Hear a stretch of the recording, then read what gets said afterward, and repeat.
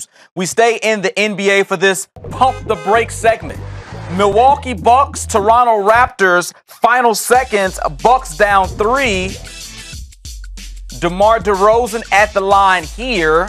Milwaukee goes the other way. So, Tim, it seems like they have plenty of time to get a 3. However, the Greek Freak decides to take it to the rack for a 2 after he dribbles off a ton of seconds. So do we need to pump the brakes on this? Giannis wasted too much time, or should we mash the gas? No, I think this is spot on.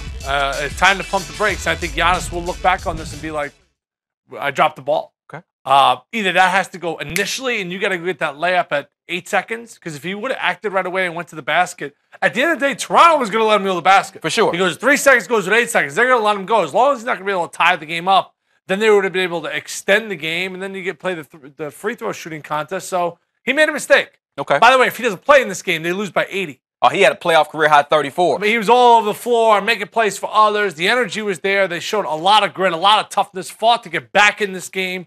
But yeah, he screwed up. I mean, okay. He's in so his you early think 20s? If he scores with maybe 10 seconds to play, that's still okay? Here's the thing about, he's a young guy, right? And he's a budding superstar. I think he's going to be a multiple MVP.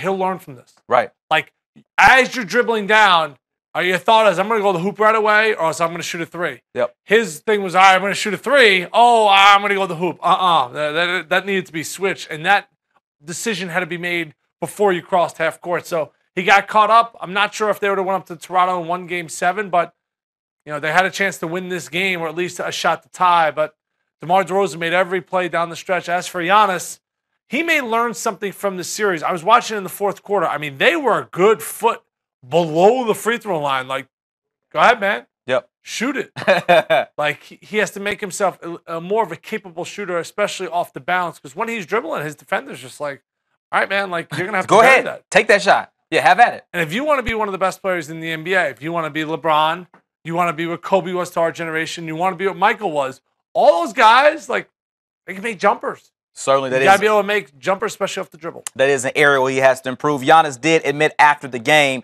that he should have gone to the basket sooner. So now the Raptors get another crack at the Cleveland Cavaliers. They met in the Eastern Conference Finals last year. That went 7 games. How do you see the Raptors facing off with the Cavs game 1 on Monday? I think it's going to come down to defense. This is a game that the Bucks don't score 100 points. And I thought they got back to the old school Raptors, playing with a chip on their shoulder, not acting like they belong. Okay. All season long, we anointed them as the second best team in the East.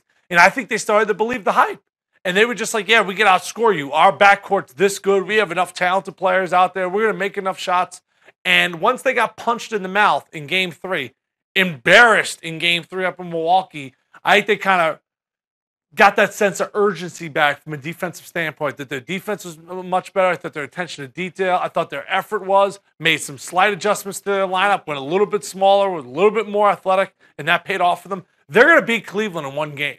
They may beat Cleveland in 2 games. 3 series. 3's a stretch, and I think 4 is impossible. This actually is the first time the Raptors have won 3 straight playoff games. So taking a little momentum into the series with Cleveland, but the Cavs have been resting.